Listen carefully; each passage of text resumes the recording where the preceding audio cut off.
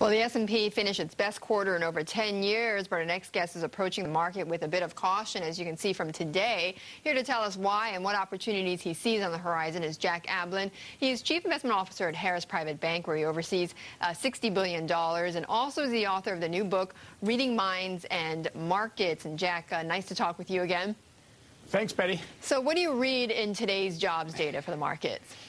It's unfortunately, it's ugly out there.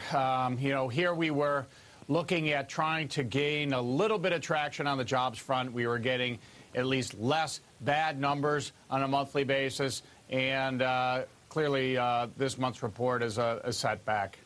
Okay, Jack, just hang on, because we're getting some headlines coming out from the ECB President Jean-Claude Trichet, saying that the central bank hasn't decided rates are at their lowest level, saying that right now the rates are appropriate and they will keep monitoring the interest rates and the impact on the economy or the overall economy in the European region.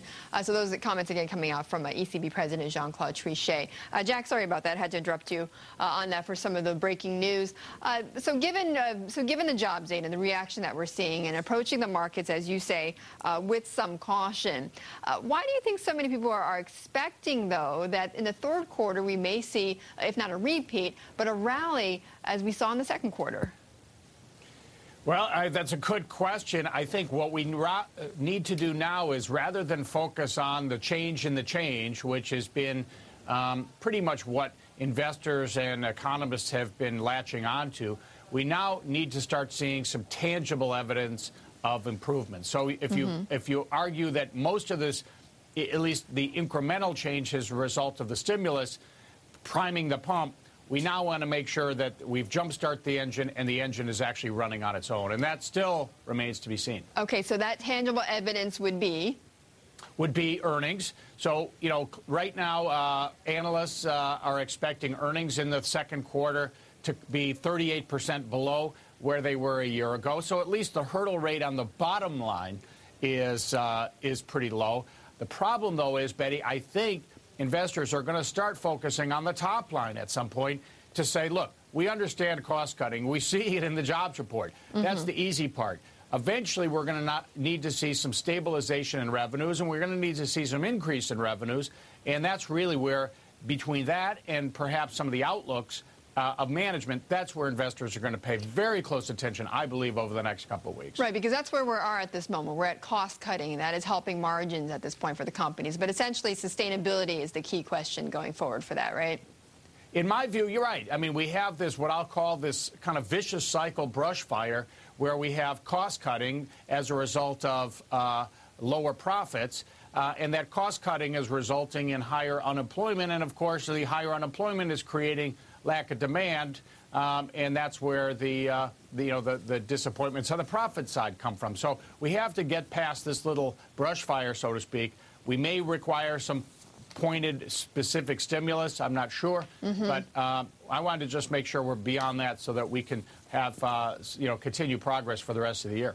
Now, some have pointed out, though, Jack, that this rally that we saw in the last quarter, it's been on the back of some of the hardest hit companies, like in the financials or in the auto sector.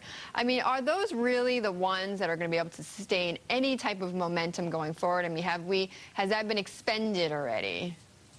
Well, I think my view is that it was really the move that we've seen in the market since March 9th is really, in many respects, a correction from the downdraft that we suffered earlier in the year in the anticipation of a complete financial market meltdown. Well, we thankfully have Armageddon off the table, so we were able to rebound back.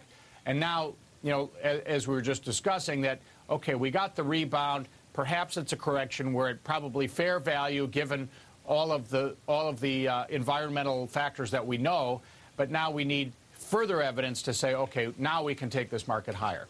Okay, and Jack, I mean, in this market, where are you playing then?